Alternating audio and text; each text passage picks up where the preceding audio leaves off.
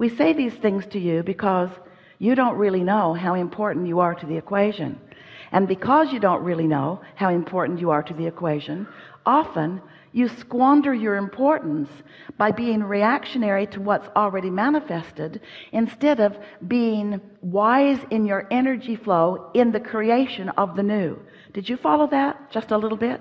When you see something and you know you don't like it, and that's all right, that's what step one is, but then you stay fixated on what's wrong with what you don't like.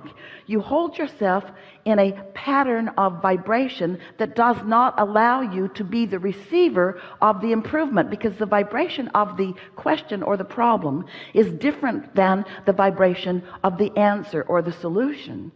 So what we're really saying to you, in the lightest way we can say it, and we think you can follow it given the questions that we just asked and that you just answered, you're sort of, most of you, stuck in step one. Sifting and sorting and evaluating what is. So enamored with the physical creation that you've forgotten that you're creator. It would be like being a really wonderful artist who has created a really magnificent statue, and then you just spend the rest of your life, this isn't really as magnificent as we are describing, but then you just spend the rest of your life admiring what you created that time way back then, and not allowing the juices to keep flowing. And so the satisfaction factor of this creation, no matter how magnificent it once was, or no matter how many people once thought it really was beautiful, it will not continue to satisfy you for very long, because what satisfies you is reaching for more and finding a way to line up with the more. What satisfies you is being an extension of source energy and allowing that source energy to flow through you real time. And so when you are reacting for more than a moment to something that's going on in your human environment, when you're reacting to it and holding your consciousness about this thing that you are not really enjoying or not wanting, then even though you've launched rockets of desire, and even though source is all over it, and even though streams of consciousness are flowing to it, and the energy that creates worlds is already flowing toward the creation of the new improvement, if you're holding yourself in awareness in reaction to the problem that you don't want, then you never become part of the solution, and you never feel satisfaction. You never feel a moment of satisfaction, because you know what satisfaction is? Satisfaction is just a word. Like so many words, satisfaction is a word descriptive of the way you feel. And satisfaction is the best word that Esther can find that means what we mean when we say the blending in any moment of the perspective of your human perspective and the perspective of your non-physical God force perspective. When you are looking at anything in a way where you are not in the moment introducing resistance because of a sort of varied, flawed premise from who you really are, you feel satisfaction. In other words, let's say life has helped you to realize that you really could use more money. And in your awareness that you could really use more money, and that awareness might come up often, many times in a day, let's say. So every time that happens, you launch a rocket of desire, a request really for more abundance. And each time you do that, your abundance grows vibrationally in what we are referring to as your vibrational reality. It's like the beginning steps of the creative process. So this vibrational reality, which we've named the vortex because we wanted to get your attention, we wanted you to feel the realness of it, it gets bigger and bigger and surer and surer and stronger, not only because you continue to add to it, but because your inner being is focused upon it, and because law of attraction is gathering the cooperative components for the improvement of this. So you have, without knowing it, created a veritable fortune that is identified as yours. It's yours. It's the beginning, just like the kernel of corn that you put into the ground is the beginning of that big plant that will produce ears of corn. This vibrational reality is that for you. But if you are humanly natured, if you are enamored by seeing, hearing, smelling, tasting, touching, if you are not remembering that you are a vibrational creator, then you might be still standing over here in the discomfort of the money not being here yet. It hasn't manifested, and so you're holding your attention so much on what is and having knee-jerk reactions to that. So you're holding yourself vibrationally in a different place than where your abundance is, which means you cannot be doing that and be in step 3, which is the receiving mode, at the same time, any more than you can set your radio dial on one channel and hear what's being broadcast on another. The frequencies have to match up. So you've asked for and have created a vibrational reality. You have a vibrational abundance that is really beyond our ability to describe it to you. But if it isn't in your bank account yet, if it isn't flowing through your experience, it means that you are vibrationally in a different place. And it's easy to understand why, isn't it? Because when you're looking for something that you cannot see, when the bank does not acknowledge that the money is there. So you say to us, all right, Abraham, we'll play your silly game. We'll accept that there's something over there where Esther's arms are pointing. We'll even call it the vortex like you do. Just tell me, how do I get the money out of the vortex and into the bank? That's all I really want to know.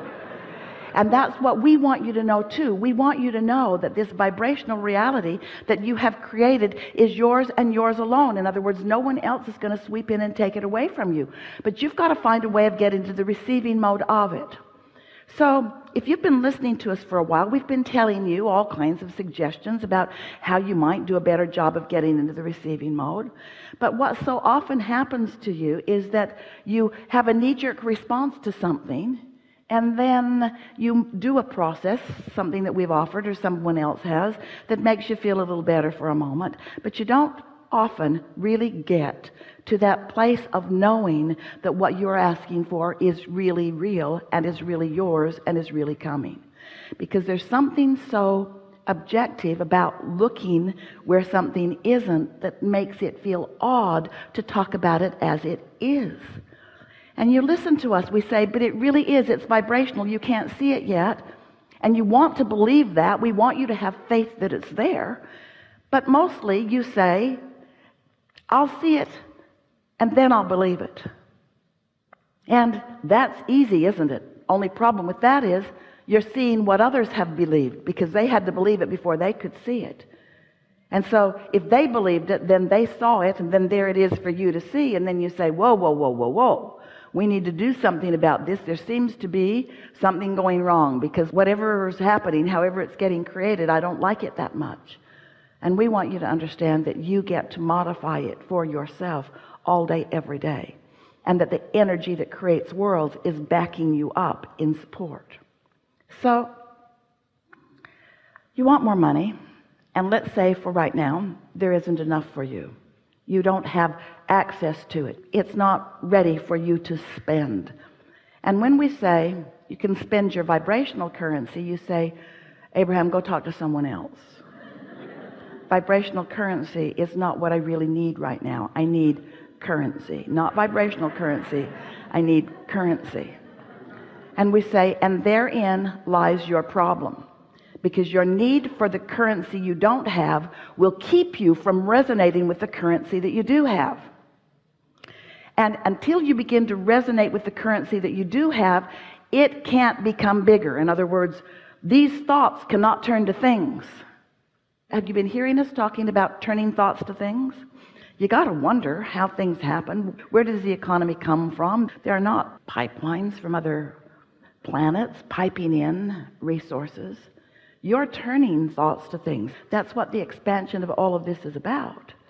And so when you accept that you are turning thoughts to things, if you could just hear us, believe us, know what we mean when we say, oh, the vibrations that you have created, the basis of all of the tangible things and experiences that you desire, the basis is so expansive and so deep and lucrative and based in all that is good, that if you could just begin to get a whiff of it, and you could just hold yourself within range of that vibrational frequency, then those vibrations which you can't see or hear or smell or taste or touch. You can't even make a thought out of them in the early stages.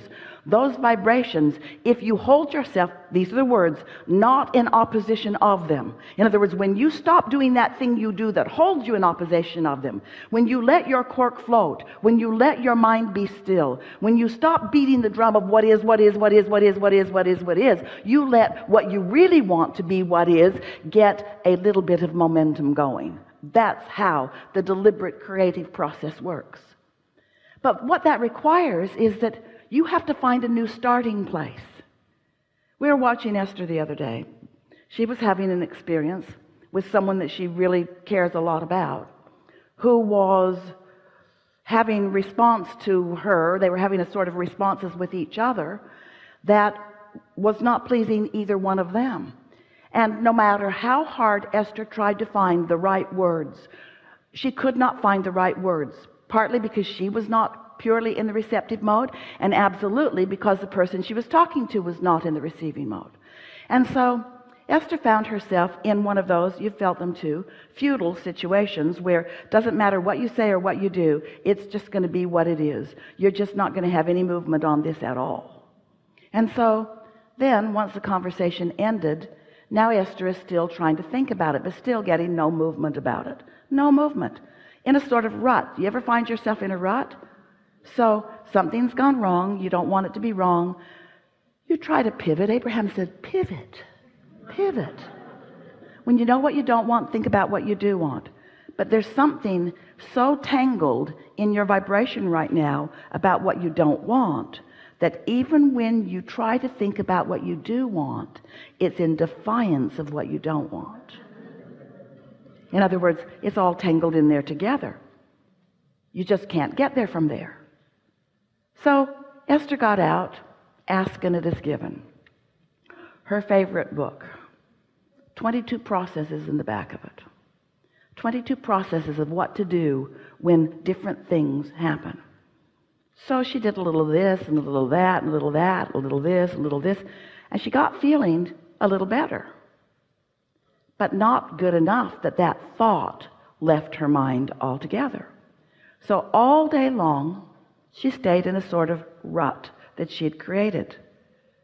This is what I've got, but this is what I want, and this is what I've got, but this is what I want, and this is what I don't want, and this is what I do want, and this is what I don't want, and this is what I do want, and this is where I am, and this is not where I want to be, and this is where I want to be, but this isn't where I am, and this is where I am, and I don't want to be here. I want to be over there, but I'm not over there. I'm over here, not over there. I'm over here, not over there. I'm over here, not over there. It was exhausting. No movement whatsoever. How often do you stay right there relative to your money, relative to some specific relationship, relative to your employment or lack of it? It's so easy to think you're doing the work, to mean to be doing the work, to want to do the work, to want to feel better and then worse, and then better and then worse, and then better and then worse. So what happens?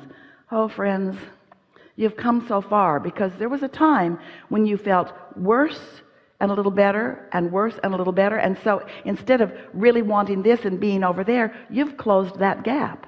In many cases you do feel so much better, but you are powerful creators, and just feeling sort of kind of better every now and again isn't the answer to the deliberate creation that you are about.